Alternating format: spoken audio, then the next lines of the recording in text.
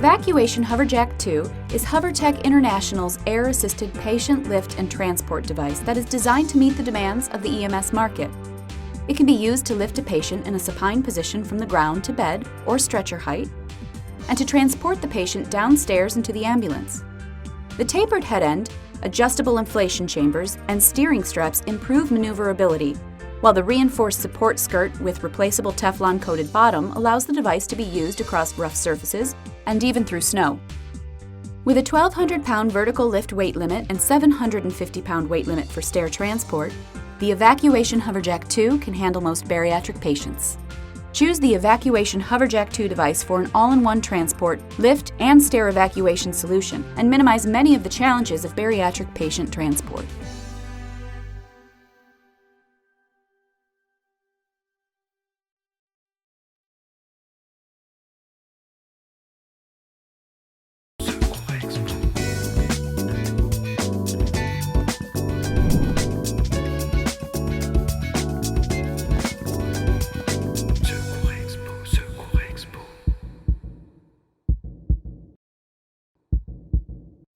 Bonjour, je me présente, je suis Dejoie Nicolas, ambulancier DH et assistance ambulance à Nantes. Nous sommes une société qui effectuons des transports et des prises en charge de personnes dites bariatriques. Ça fait à peu près 8 ans que notre société est spécialisée dans cette spécialité, excusez-moi. La première ambulance fut une ambulance qui a été conçue par Petit Gruau pour transporter de 400 grammes à 400 kilos. Donc, vous voyez un petit peu le panaché de patients qu'on pouvait prendre en charge. Alors, les ambulances ont bien évidemment évolué au même titre que le matériel.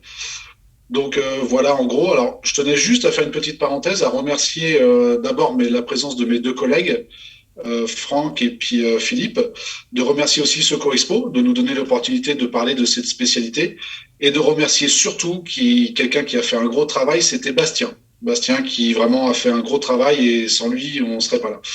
Donc voilà, alors je vais juste passer la parole à Franck qui est Jussieu Secours Avignon-le-Pontet, qui va se présenter, qui va expliquer un petit peu son entreprise. Alors oui, bonjour. Donc moi je suis Franck Forêt, je dirige Jussieu Secours Avignon-le-Pontet, groupe ATS. Alors nous on est dans la bariatrie depuis 3 ans, on est un petit peu novice. C'est la forte demande de ce type de transport qui nous a fait venir dans cette spécialité. Et tout comme Nico, notre première ambulance a été créée pour transporter de la pédiatrie jusqu'à la bariatrie. Et nous, à la différence, elle a été créée par Bausch. Mais je crois qu'on a à peu près les mêmes points d'intérêt que peut l'avoir Nico ou pourra l'avoir Philippe qui va se présenter après. Voilà, nous, notre aventure bariatrique. Donc bonjour, donc Philippe Osmet, responsable des ambulances Osmet. Donc on s'est lancé dans l'aventure, on va dire, de la prise en charge bariatrique depuis 2016. Donc ça fera 5 ans, à l'issue d'une demande qui était présente sur le territoire, sur notre secteur, sur nos départements. Donc on se situe sur le département 52 dans le Grand Est, en Haute-Marne. Aujourd'hui, c'était une demande également donc des SAMU, mais également des patients. Et donc justement, ça faisait partie donc de donner la même chance aux patients, aussi bien enfants jusqu'à l'obésité, d'avoir la même prise en charge. Et ça, c'est important de leur donner justement, de leur offrir un soin qui soit égal à tous. Voilà. Merci messieurs pour cette présentation. Alors, ça va être simple. On va expliquer un petit peu ce que c'est pour nous la définition d'un transport bariatrique, parce que on va faire juste quelques chiffres. Selon l'INSERM en France, l'obésité concerne 17% des adultes. Chez les enfants, on a 16% des garçons qui sont impactés et 18% des filles. Ce sont des chiffres qui sont à peu près stables depuis une dizaine d'années. Pourtant, il n'existe pas de définition du transport et de la prise en charge de personnes bariatriques. Chaque département, chaque entité, chaque entreprise s'organise un petit peu à son bon vouloir. Donc, il n'y a pas franchement de charte matérielle. Il y a encore moins de formation. Ce sont des formations qui sont plutôt en interne, de par le matériel que possède l'entreprise. après, les personnes bariatriques, on parle d'une personne avec un IMC élevé. L'IMC, c'est un indice pondéral qui est calculé en divisant le poids de ce patient par le carré de sa taille. Mais à partir de quand doit-on considérer qu'un patient peut bénéficier d'une prise en charge bariatrique? Alors, pour nous trois, on peut dire qu'un patient est bariatrique, c'est un patient qui possède un IMC supérieur à 40. Donc voilà. Au niveau national, par contre, c'est vrai qu'on n'a pas de définition, rien n'est encadré et surtout qu'il n'y a pas de reconnaissance de ce transport bariatrique. Alors, je vais donner la parole à Franck pour qu'il nous explique un petit peu sa définition à lui. Franck? Oui. Alors, nous, la définition du transport bariatrique, on l'a faite en commun avec notre ARS, qui s'est appuyé en fait sur les chiffres de la CPAM. Alors effectivement, on rejoint les chiffres de Nico, un IMC supérieur à 40 ou un poids supérieur à 140 kg, quel que soit l'IMC. Et l'ARS est parti sur le principe qu'à partir du moment où les personnes bénéficiaient d'une ALD pour une obésité morbide devaient rentrer dans la catégorie des transports bariatriques, et c'est comme ça que nous l'avons déterminé. Mais la bariatrie, c'est aussi, voilà, l'IMC, c'est aussi le volume de la personne, ce n'est pas que le poids. Donc effectivement, c'est là où l'IMC est extrêmement important, parce qu'on peut faire 120 kilos, mais tout de même être du ressort d'un transport bariatrique, parce que ce transport-là, comme le disait Philippe au départ, c'est que tout le monde doit avoir la même qualité de prise en charge, et moi, j'irais la même dignité de prise en charge par rapport à tout ça, ce qui fait qu'un IMC important nécessitera forcément du matériel différent pour qu'il puisse tenir sur ces brancards. Alors, donc concernant la définition, donc aujourd'hui, donc par rapport, donc c'est adapté surtout donc une situation par rapport à une prise en charge. Donc ça, c'est important. La définition du transport bariatrique, c'était de manière donc on n'était plus dans la norme du matériel de base. Adapter donc notre prise en charge, comme l'a dit Franck à l'instant, et c'était vraiment avec du matériel adapté, qui concernait aussi un travail en sécurité pour nos ambulanciers et également pour les patients. C'était vraiment la priorité, je pense, sur la définition d'adapter la morphologie aux patients, c'est-à-dire au matériel et également par rapport à notre personnel. Voilà. Merci à vous. On va aborder le cœur du sujet, le gros du sujet, c'est vraiment le matériel, le nerf de la guerre, si je puis dire, un matériel qui coûte cher, car il correspond à des normes de sécurité, de charge aussi. Donc il y a une multitude de matériel. Il y a, comme je vous ai dit en introduction, c'est qu'il n'y a pas d'homogénéité entre les entreprises. Donc, assistance ambulance a son matériel, juge secours a son matériel, les ambulances MET ont leur matériel. Donc, en gros, par contre, on est assez d'accord sur le type d'ambulance envoyée pour ce genre de mission. C'est-à-dire que pour nous, c'est une ambulance type B, le gros volume qui est nécessaire pour prendre en charge ces patients-là, d'une part pour le confort de travail, d'autre part pour le stockage du matériel, car c'est vrai que c'est du matériel qui est imposant, hein, qui doit être emmené sur site. Donc voilà. Maintenant, alors, chez nous, chez Assistance Ambulance, on a des brancards électriques, alors type Striker ou même le Ferno.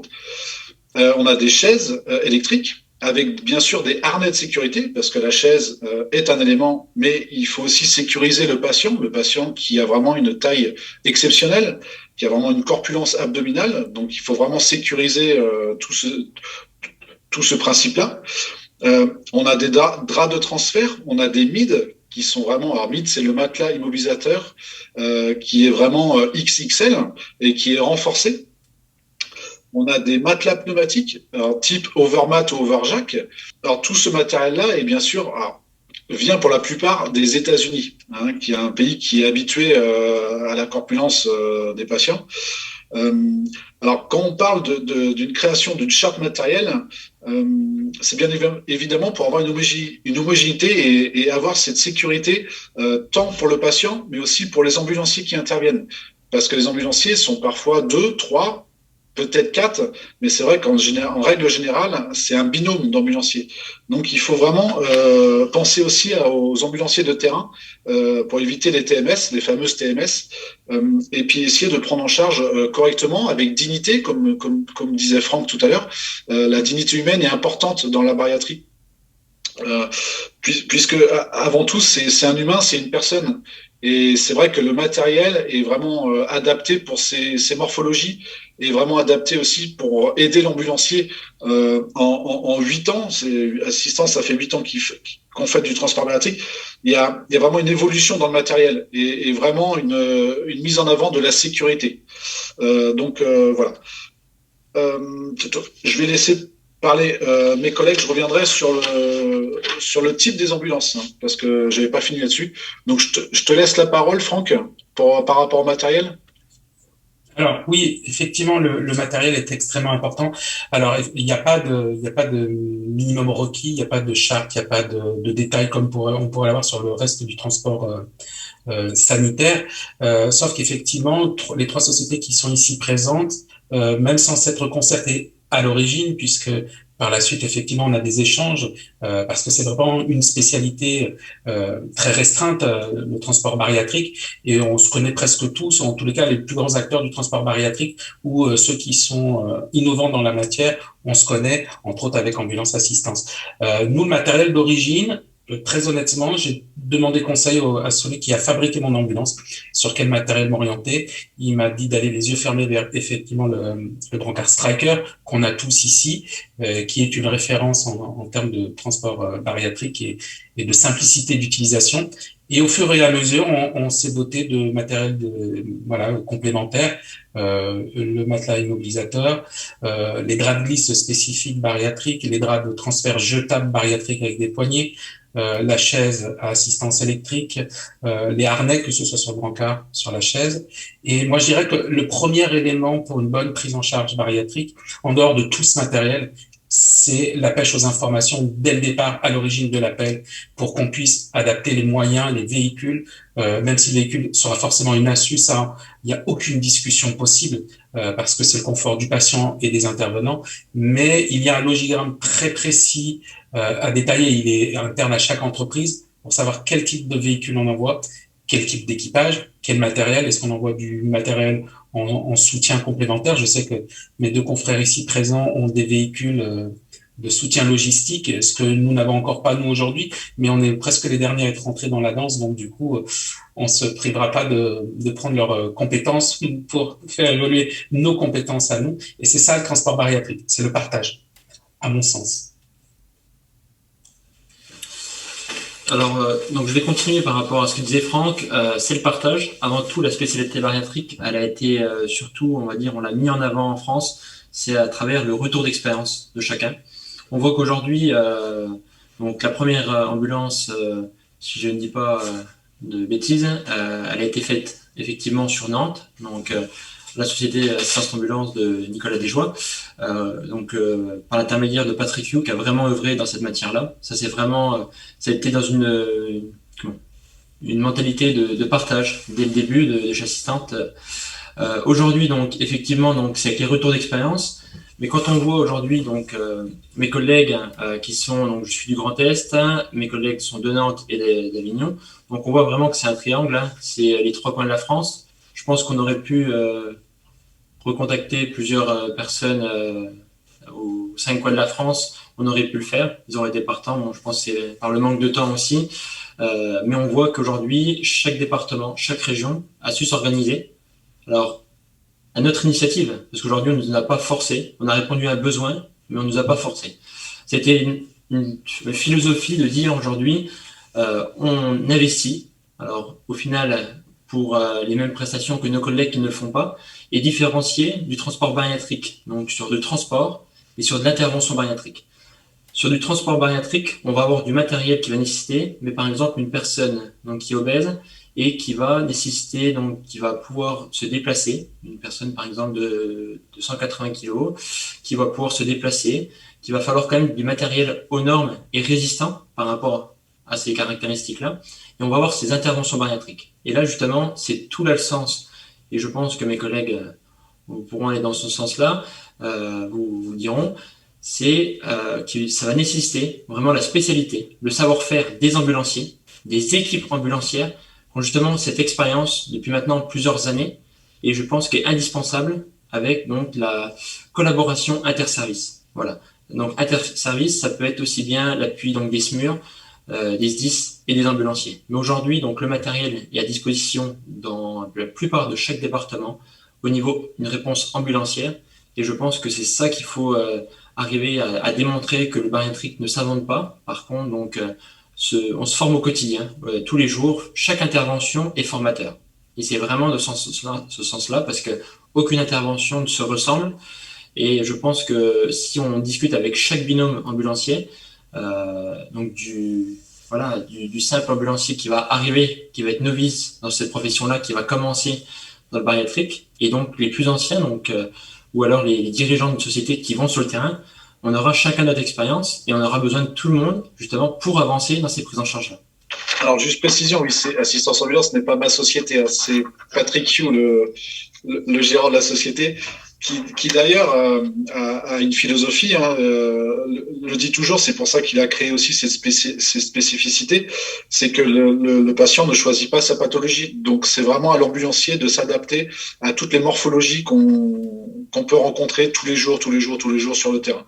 On peut pas choisir le patient, tel ou tel patient. C'est inconcevable. Notre métier, et c'est vraiment l'adaptabilité sur le terrain et justement sur le patient.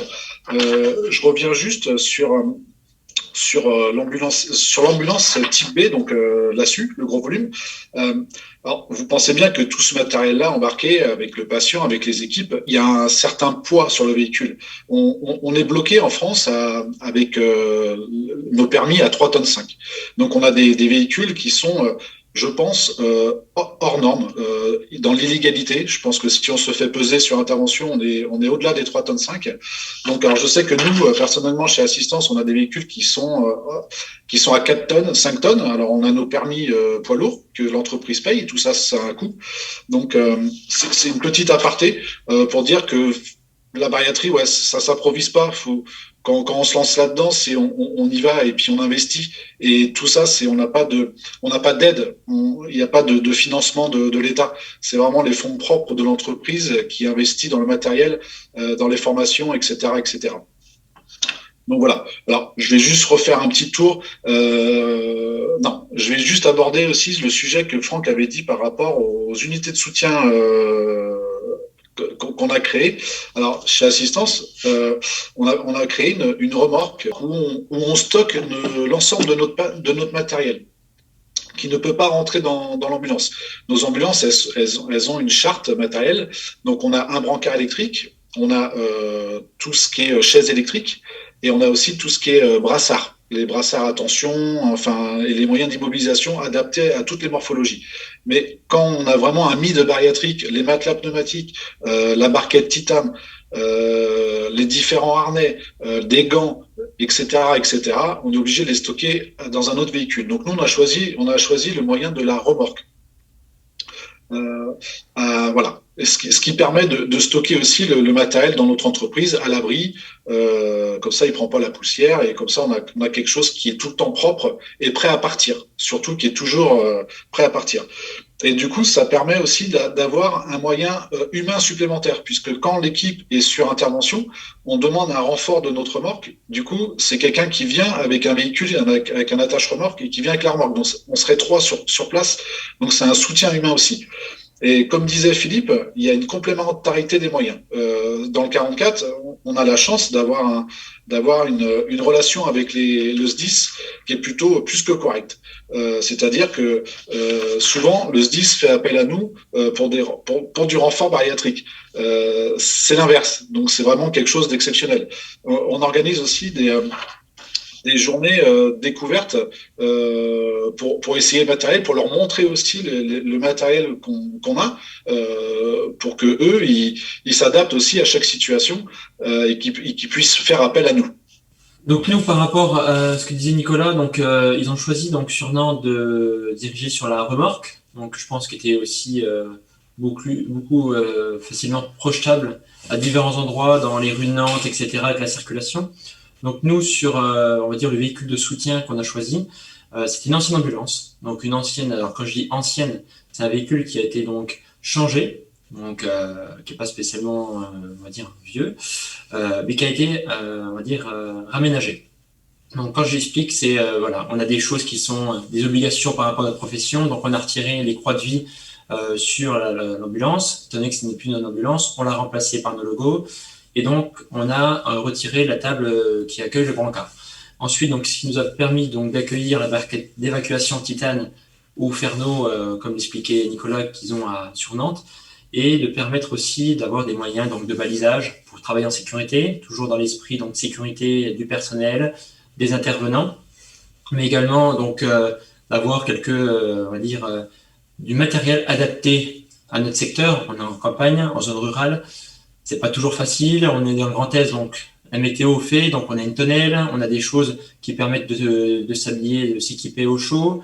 Donc voilà, c'est du matériel, c'est une ambulance qui a été réaménagée, et ce qui permet aussi d'avoir du matériel. Donc comme je le disais, d'avoir des gants un peu plus épais, donc c'est pas des gants nitriles, parce que le bariatrique, c'est également la prise en charge du patient, mais aussi, on se doit aussi, il y a des choses qu'on va devoir démonter chez les patients ou dans certains lieux. Donc forcément, il y a une sécurité à avoir au niveau des intervenants qu'on ne pourra pas avoir au niveau des gants en latex ou en nitrile. Voilà. Donc, il va falloir que les matériels s'équipent, et si on veut faire ce travail-là, il va falloir travailler en bonne intelligence. Alors nous, de notre côté, au niveau matériel, alors nous, on a la chance dans le 84 d'avoir une ARS qui nous a bien suivis, bien qu'elle ne nous ait pas aidé financièrement. Par contre, elle a été un grand soutien concernant tout ce qui est renfort. Le renfort s'est organisé au niveau départemental chez nous, c'est-à-dire que, alors c'est soit nous directement qui mettons les équipes supplémentaires. Donc dans ce cas-là, ils vont prendre une ambulance, nous amener le matériel dont on a besoin. Si la prise d'appel ne nous a pas permis d'amener déjà directement le matériel, c'est assez rare. Et ensuite, si on a besoin de renfort, bien qu'on s'entende bien avec le SDIS, c'est des moyens ambulanciers qui nous sont envoyés, qu'ils soient de chez nous ou d'autres entreprises. Et, il a été mis en place un système d'indemnisation de ces sociétés qui vont venir en soutien du relevage brancardage et de l'aide que peut avoir besoin un transport bariatrique. Et ça, effectivement, je pense que c'est une exception également pour nous. Ça a été vraiment fait en commun avec notre ARS, et c'est franchement d'un très grand soutien, quoi. Sur l'organisation, il n'y a pas vous voyez, il y a chacun a sa petite organisation, chaque département a sa organisation. C'est pour ça que quand Franck tout à l'heure disait que la prise d'appel est primordiale, on le voit bien, parce que c'est vrai qu'on intervient parfois sur 50, 80 kilomètres de notre base, de notre secteur, pour aller prendre en charge des patients bariatriques, parce que les ambulances bariatriques ne sont pas dans chaque département disponibles, et quand elle existe. Donc c'est pour ça que la prise d'appel est vraiment importante, afin de savoir comment est installé le patient, savoir s'il est au sol, savoir s'il est dans un lit, savoir l'accessibilité, savoir s'il y a des gens sur place qui peuvent aider. C'est pour ça que c'est très important d'établir une communication d'emblée, afin de récolter toutes ces informations. Parce que pensez bien que si on a besoin de renfort, si on a besoin d'autres remorques, on va pas refaire 80 km, et surtout qu'on va attendre sur place. Donc voilà, le patient, si jamais il est en détresse respiratoire ou vraiment est douloureux, il y a un moment, il faut aussi qu'on le prenne en charge et qu'on aille à l'hôpital. C'est pareil, l'hôpital. On essaye de prévenir l'hôpital de notre arrivée pour qu'eux aussi s'adaptent pour réceptionner, entre guillemets, le patient dans de bonnes conditions, avec le matériel adéquat, c'est-à-dire des lits vraiment XXL, pour que le patient soit tout de suite dans un endroit sécurisé et confortable. Parce que des fois, c'est pas évident de trouver des lits ou des brancards adaptés à la morphologie de ces patients-là. Donc, il y a vraiment aussi une communication avec les hôpitaux qui est nécessaire. Et c'est aussi des transports qui sont un peu méconnus. Donc, c'est à nous aussi de propager la bonne parole, entre guillemets, pour vraiment dire qu'il y a des patients hors normes qui existent en France, qui sont un petit peu aussi les oubliés de tout le monde, et qu'on est là aussi pour faire le lien avec l'hôpital. On essaie de les transporter dans de bonnes conditions de sécurité et de confort. Et ça, c'est vraiment notre leitmotiv tous les jours. Donc voilà. On va aborder le sujet, alors, entre guillemets, de la formation, qui il n'y a pas de référence de formation bariatrique. Hein. Le diplôme d'ambulancier d'État est déjà trop court, donc module bariatrique n'existe pas. Donc la bariatrice, c'est la formation bariatrique, c'est en interne. En fin de compte, c'est chaque entreprise qui forme les nouveaux arrivants, les nouveaux ambulanciers de terrain, pour qu'ils utilisent le matériel vraiment de façon optimale et encore une fois de façon sécuritaire, de penser aux règles de déontologie que nos entreprises essayent d'appliquer tous les jours sur le terrain. Donc, il n'y a pas de, ce que je disais, il n'y a pas de formation obligatoire. Donc, on s'adapte, encore une fois. On s'adapte avec les moyens qu'on nous donne. Donc, voilà. Donc, je laisse la parole à mes collègues par rapport à ce sujet-là, si vous avez quelque chose à dire. Alors oui, effectivement, Nicolas a raison, il n'y a pas de référence. Si ce n'est qu'il faut absolument tenir la base de l'ergonomie, la base du diplôme d'ambulancier, et on va l'adapter, on va la dupliquer, et on va l'adapter à cette spécificité de la prise en charge. Alors effectivement, nous on a des vidéos où nos ambulanciers s'entraînent dans nos locaux à utiliser la chaise à assistance électrique, à utiliser le brancard. Alors ça, effectivement, c'est. Moi, je voulais faire un point donc par rapport à toute cette formation, par rapport à toute la compétence de nos personnels, parce que c'est avant tout un engagement de l'entreprise, bien évidemment, qui fait des engagements financiers qui sont extrêmement importants. Un brancard type bariatrique coûte 4 fois plus cher qu'un brancard classique. Une chaise, c'est 5 fois plus cher. Enfin, c'est des investissements importants. Mais le vrai investissement, il est fait par nos équipes, par nos ambulanciers, qui eux vont vraiment s'adapter. Ils vont vraiment être reconnus comme de véritables professionnels. On en parlait quand on arrive dans un service pour prendre en charge quelqu'un qui fait 270 kilos et que vous avez l'ensemble du personnel soignant qui nous laisse la place en disant c'est vous les professionnels de ce type de prise en charge. Et là, je parle pas de transport, je parle d'intervention, de prise en charge. Le transport n'est que secondaire, n'est qu'une suite logique de ce qu'on va faire dans un premier temps, c'est prendre en charge quelqu'un, que ce soit dans un service ou à son domicile. Et là, ce sont nos ambulanciers qui s'adaptent, ce sont nos ambulanciers qui sont de vrais professionnels. Et ça, faut vraiment leur reconnaître cette spécificité. Et l'autre avantage que nous avons, et alors nous faisons malheureusement partie d'une région où nous sommes extrêmement en tension au niveau des réa, hein. Tout le monde sait qu'on a une petite crise sanitaire là qui nous traverse depuis à peu près 1 an. Et notre spécificité de prise en charge de transport bariatrique nous a énormément aidé lorsque nous, d'Avignon, nous avons dû transférer nos patients vers Brest, parce que alors on a souvent affaire à des personnes obèses, même s'ils ne sont pas en obésité morbide, mais en tous les cas, on a souvent affaire à des personnes obèses, entourées d'un matériel énorme. Et notre expérience bariatrique nous a facilité la tâche dans ce type de prise en charge. Donc, c'est une ouverture aussi sur autre chose, la bariatrie. Par rapport à ce que disait Franck, donc forcément, donc c'est un investissement. C'est comme je l'avais dit tout à l'heure, c'est une initiative des structures qui ont voulu se développer et surtout innover et surtout répondre à un besoin qui était nécessaire. Aujourd'hui, donc, c'est vraiment du temps pour les équipes, pour les entreprises, parce que c'est énormément de temps de formation en interne. On ne peut pas les envoyer du jour au lendemain en leur disant vous allez faire un transport bariatrique, vous allez faire une intervention bariatrique. Ça n'irait pas du tout très loin et on les mettrait directement dans une impasse qui aurait des incidences aussi sur tout, les emmener à l'échec, etc. Et justement, au risque d'accident.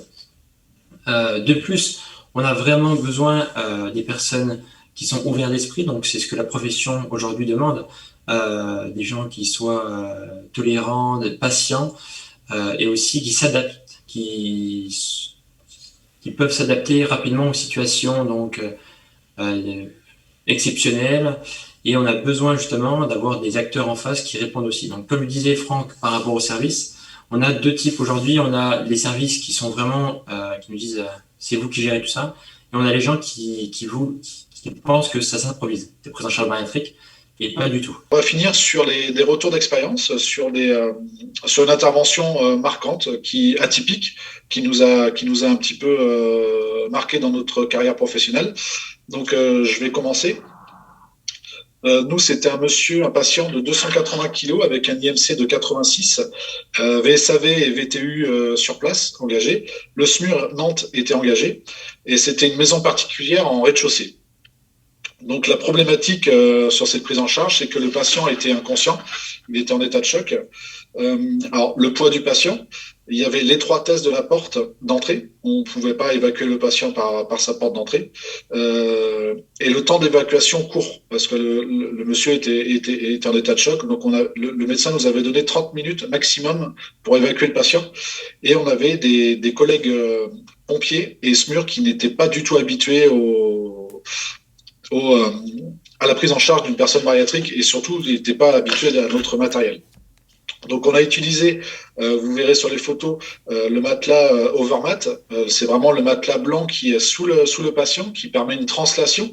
Il retire 90% du frottement.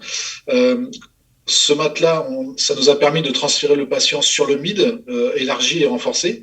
Et le MID était aussi posé sur le matelas Overjack. C'est le gros matelas bleu qui gonfle selon la hauteur désirée. Et on avait notre fameux brancard Striker pour pouvoir prendre en charge la victime. Donc vous verrez sur les photos, on a mis à peu près 20 minutes top chrono à prendre en charge, à évacuer le patient, à ce qu'il soit dans l'ambulance au chaud. Donc on l'a sorti par la fenêtre, excusez-moi. Donc vous voyez, comme disait Philippe tout à l'heure, on a des gants anti-coupure pour vraiment manipuler en toute sécurité, encore une fois. Et le patient est vraiment en PLS sur le MID. En toute sécurité, oxygéné. Donc, ça a vraiment été une intervention qui a marqué personnellement ma carrière. Donc voilà, je laisse la parole à Franck. C'est vrai que c'est difficile de relater une intervention parce que l'organisation fait que nous, dans le 84, nous sommes à peu près le seul intervenant puisqu'il y a eu une appel d'offres qui a été faite concernant les bariatriques, et cet appel d'offres, c'est nous qui l'avons remporté. Donc aujourd'hui, tous les transports bariatriques, quels qu'ils soient, sont effectués par notre entreprise, mais pas que. On fait aussi un petit peu chez les copains à côté en Occitanie, dans le 30 ou en région Rhône-Alpes. Et c'est vrai qu'on a beaucoup d'interventions comme ça. Une qui me marque, c'est 600 km dans une nuit pour pouvoir faire passer un scanner à un patient avant de l'hospitaliser à Lyon. Voilà, ça fait partie des spécificités de notre transport. Un seul scanner, je n'irais même pas dire dans la région, mais sur 3 régions de disponibles pour lui. Moi, il y a une intervention qui m'a marqué, qui rappelle combien il est important de prendre les informations dès le départ, parce que là, nous n'avions pas toutes les informations sur celle-ci, malheureusement, parce que c'est pas nous qui avions pris l'appel. Tout simplement, nous, on a demandé l'intervention de notre unité bariatrique, et arrivé sur place, on a été suffisamment surpris d'avoir une dame qui, au départ, devait faire 200 kilos. Arrivé là-bas, elle en avait pris 60, donc on était à 260 kilos. Une personne qui ne pouvait pas marcher, qui ne tenait pas assise, qui avait du mal à être allongée. Enfin, c'était extrêmement compliqué. On n'avait pas une pathologie particulière, on avait juste une altération d'état général sur cette dame, avec la particularité d'être dans une très vieille maison, où on a dû demander l'intervention de nos amis du SDIS, pas du GRIND parce que les fenêtres étaient trop petites pour passer par la fenêtre, le SMUR qui est venu pour pouvoir gérer la douleur.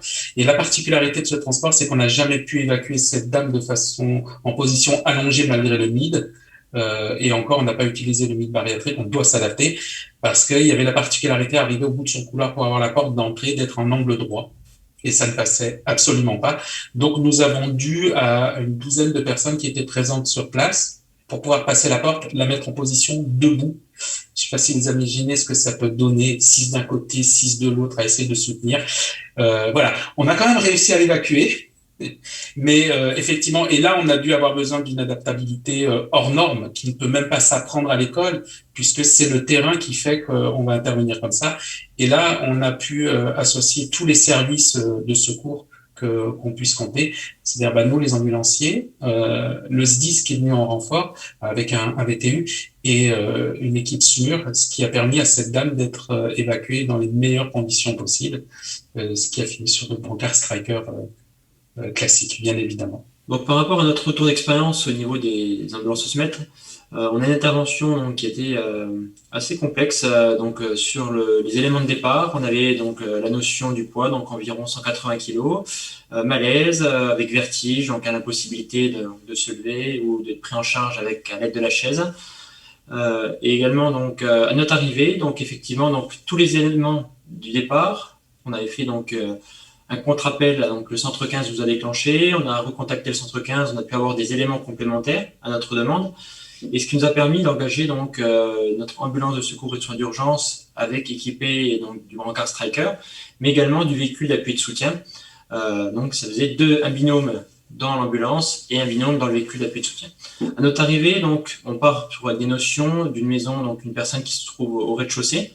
Effectivement, elle se trouvait au rez-de-chaussée, mais l'entrée se situait au -1. Donc, avec toute la difficulté qu'on n'a pas la notion et forcément, avec tous les éléments qui peuvent être cachés. D'où la complexité que disait Franck, vraiment de travailler en amont. Et même en travaillant en amont, il y a des petites particularités qu'on n'arrivera pas aussi à détecter lors de l'appel au téléphone.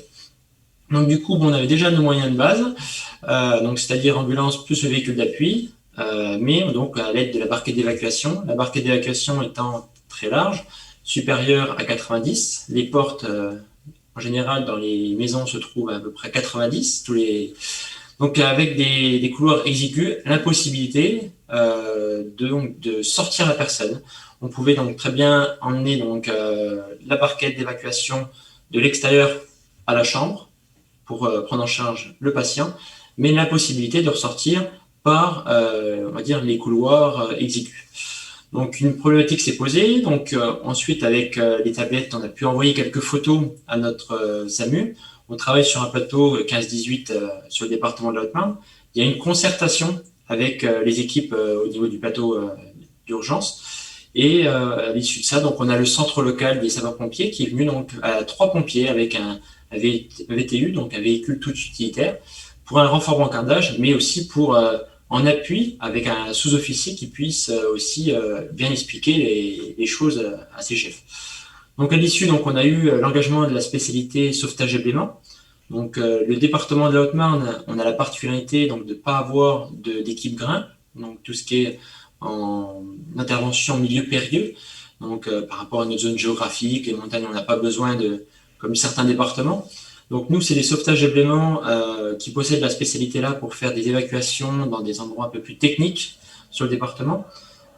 Donc ils ont déclenché un véhicule de secours routier avec la spécialité sauvetage et blêment, donc avec du matériel nécessaire pour tout ce qui est, on va dire, effondrement ou autre, avec des barquettes de sauvetage. Et donc à l'issue de l'équipe, donc avec un référent aussi au niveau des pompiers qui arrivait, donc on s'est servi de notre matériel, de la barquette d'évacuation donc Titane, qui est spécialisée aussi pour le transport bariatrique, qui ne possède pas sur le département de Haute-Marne, travaille sur des plus petites barquettes par rapport à leur spécialité et leurs besoins. Aujourd'hui, donc, on a pu participer donc à la prise en charge avec eux. Donc, nous le verrons donc sur les photos.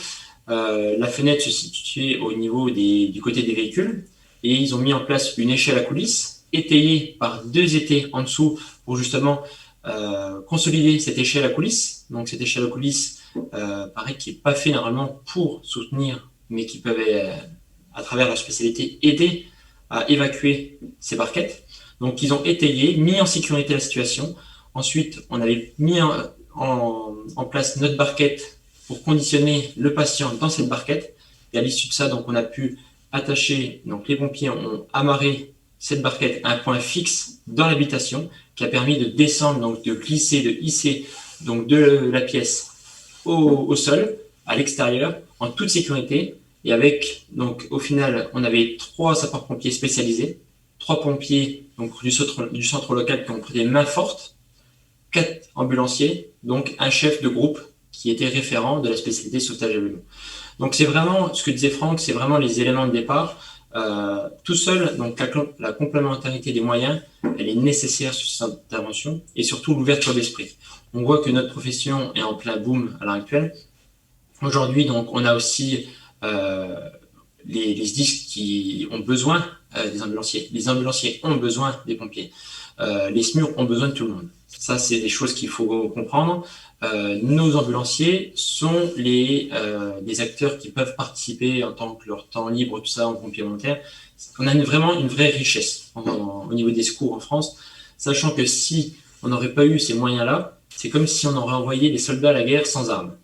C'est un peu la politique dans le bariatrique, c'est que ces personnes, quand on arrive, ils nous regardent avec leur regard, on a compris qu'elles sont toutes désolées, tout ça, mais elles n'ont pas à être désolées. Et c'est vraiment le message aussi, c'est aussi Secours Expo par rapport au workshop, c'est aux professionnels du secours, mais aussi en espérant qu'il y aura une communication aussi que pour toucher certains patients qui pourra dire, ou certains professionnels qui ont passé certaines années avec certaines maladies. C'est vraiment, faut pas qu'ils soient désolés, c'est à nous de nous adapter. Voilà, aujourd'hui, je pense que on est en 2021. Je pense qu'on a déjà pas mal d'années de retard sur le système français. Alors, on a un superbe système, mais encore qu'il faut développer. Et je pense que avec le retour d'expérience, qu'on arrête de s'appuyer sur des textes qui sont nationaux, qui sont uniques pour tout le monde. On écouterait les gens des 4 coins de la France, c'est-à-dire d'Avignon, de Nantes, de Paris, de la Bretagne, du Nord, de Bordeaux. Si on écoutait tout le monde, on laisserait donc une liberté, il y aurait des textes de base, comme le disait Franck par rapport à notre DEA de base, et après il faut travailler. Le DEA, il faut justement qu'il y ait une formation continue dans chaque entreprise. C'est pas un diplôme pour toute une vie. Et ben la spécialité bariatrique, c'est la même chose. C'est vraiment s'adapter, aussi nous laisser, alors nos tutelles, je pense que sont en cours de travaux par rapport à tout ça, mais ne pas casser tout ce qui se fait en local avec la discussion donc, entre intervenants. Quand je dis intervenants, ça peut être tout acteur du secours, et je pense que ça, c'est nécessaire aujourd'hui, et je pense que Secours Expo aujourd'hui nous donne la possibilité de nous exprimer et aussi de communiquer sur ces problématiques courantes et quotidiennes. Aujourd'hui, comme l'a dit Franck, c'est aussi bien le bariatrique, mais quand vous prenez en charge une personne de 130 kg qui nécessite avoir 3 pouces seringues, un respirateur, une bouteille d'oxygène, un moniteur, on n'en arrive pas loin du transport bariatrique. Et surtout au niveau des résistances des brancards, un brancard de base ne suffit pas. Voilà. Donc par rapport aux photos, ça nécessitait donc vraiment de la motivation dès le matin, parce que c'est une intervention en début de garde, une réactivité des équipes, aussi une sérénité aussi. On fait des choses, des gestes, mais on est confiant et on les fait parce qu'on sait, on est au courant des risques que ça peut comporter, mais aussi de notre travail. Donc on connaît notre matériel et nos techniques, mais aussi un échange entre les équipes sur place. Et comme le montre, c'est pas fait exprès, mais sur le placement des engins, sur les photos que vous voyez sur le workshop, c'est l'ambulance, le véhicule des pompiers, le véhicule de soutien et un véhicule de pompiers. Et ben c'est ça. La spécialité bariatrique et comme le secours français, c'est ça. Voilà, c'est la mixité et c'est surtout on a besoin de tout le monde et toutes les idées et aussi de se poser apparemment sur l'intervention en disant non, on va revoir, on voit nos méthodes et c'est surtout est-ce qu'il y a une idée, voilà, il n'y a pas vraiment de référents. Alors, il y aura des responsables d'intervention, mais il n'y a pas de génie. Hein. Toutes les idées sont bonnes à prendre et on étudie tous ensemble et on voit surtout que les éléments en sécurité, en matériel, en personnel et on pense aux patients avant tout, que tous ces organes-là puissent être centralisés sur une seule méthode. Voilà. Et je pense que quand on mixe tout ça, on a vraiment une prise en charge de qualité et surtout avec sans stress et forcément pour le patient, sa prise en charge a complètement changé parce que lui qui avait peur à notre arrivée, ensuite il a été pris en charge en toute sérénité. Voilà. Alors, moi, je voudrais juste revenir sur le titre de notre truc. C'est la bariatrique, une spécialité qui ne s'improvise pas. Et là, moi, je vais m'adresser à tous les professionnels ambulanciers qui vont nous regarder.